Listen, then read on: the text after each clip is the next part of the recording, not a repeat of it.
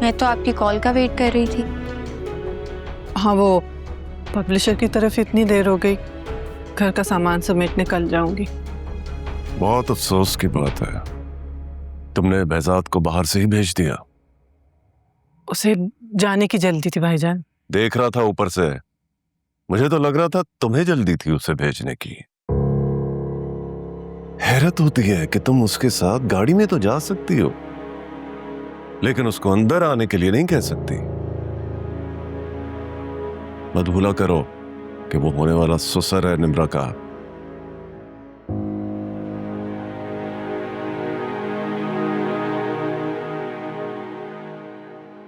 behzad uncle से मिलने गई थी आप? अब कोई गलत अंदाजा मत लगा लेना। मैं सिर्फ behzad से ये वादा लेने गई थी कि मेरी निम्रा का बहुत ख्याल रखना। उनसे वादे नहीं लिए जाते जिनके लिए बात हुक्म का दर्जा रखती है। वो तो अपनी मोहब्बत में इतने बेबस हैं कि आप छोड़ने की बात करती हैं, वो खामोशी से ये भी मान जाते हैं।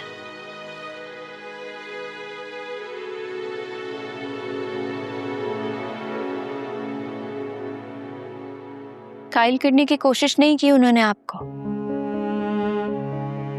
बहुत मान है ना आपको उन पर कि वो आपकी हर बात मानते हैं। रहम नहीं आता उन पर कि कभी वो भी आप पर ये मान रख सके।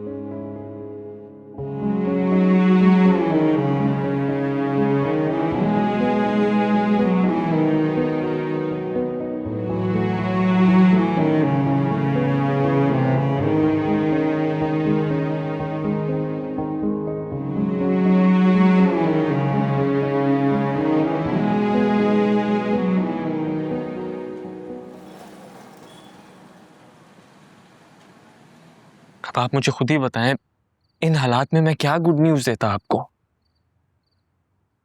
ये तो समझ में नहीं आ रहा मलिहा ने इनकार कैसे कर दिया, और तुम जवाब में निम्रा का इनकार सुनकर आ गए। मैं तो समझती थी कि तुम कभी निम्रा को नहीं छोड़ोगे।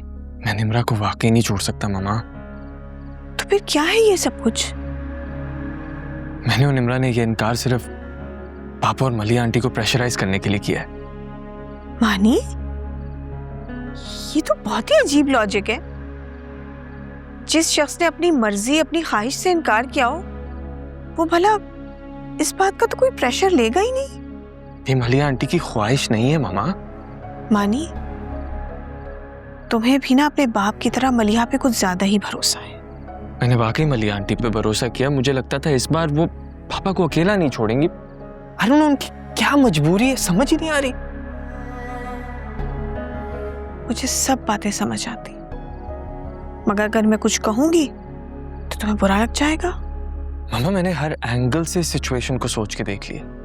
मुझे कुछ समझ नहीं आ रही। अगर आपको आ रहा है तो प्लीज आप मुझे बताएं ना। बात यह है कि मलिहा ने behzad को बेवकूफ बनाया है। वो तुम्हारा रिश्ता निम्रा से तय करना चाहती थी। जैसे ही रिश्ता तय हो गया, उसने आंखें फेर ली। नहीं मामा, प्लीज ऐसा नहीं है। मेरा और निम्रा का तो रिश्ता वैसे ही हो जाना था। इसमें मलिया आंटी को कोई सैक्रिफाइस देने की जरूरत नहीं थी। कॉफी पियोगे? सॉरी मामा, मैं इसलिए ये बातें आपके सामने नहीं कर रहा था क्योंकि मलिया आंटी का जिक्र आपको बुरा लगता है।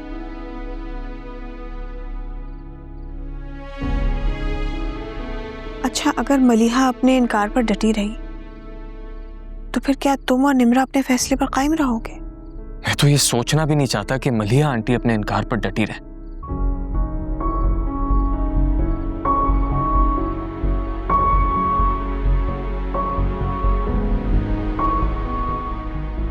क्या सोच रही हैं?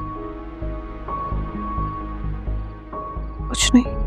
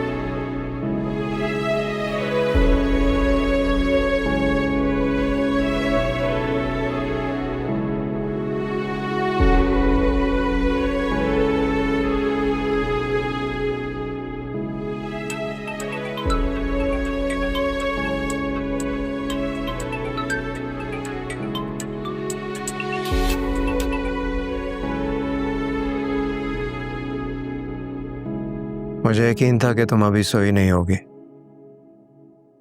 सोने के लिए बहुत वक्त है बेसात। ये मुख्तसर सी उम्र जागने में भी गुजार दी जाए तो कोई फर्क नहीं पड़ता। हाँ मलिया, इस मुख्तसर सी जिंदगी को किसी लाहासिल के रोग में जाग कर गुजारने से बेहतर नहीं है कि हासिल के साथ एक साथ ही गुजार लिया जाए। कुछ कहना था तुम्हें? तुमने तो अपनी चुप तोड़नी नहीं है। मैं अंदाजा ही लगा सकता हूँ। एक अंदाजा लगाया है मैंने, अगर ठीक हुआ तो झूठ मत बोलना प्लीज। कहा था तुम्हें अंदाजे मत लगाओ। तुम मुझसे इसलिए शादी नहीं करना चाह रही ना कि हाशिर ने कोई शर्त रखी है, और शर्त भी ऐसी है जो तुम मुझसे मनवाना नहीं चाहती। ऐसा कुछ नहीं है बेजात।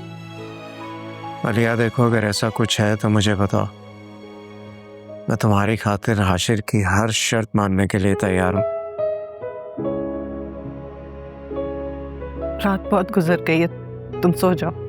मलिया, मुझे इतना तो बता दो कि जो रात तुम मेरी जिंदगी में लाई हो उसकी कोई सुबह है भी या नहीं।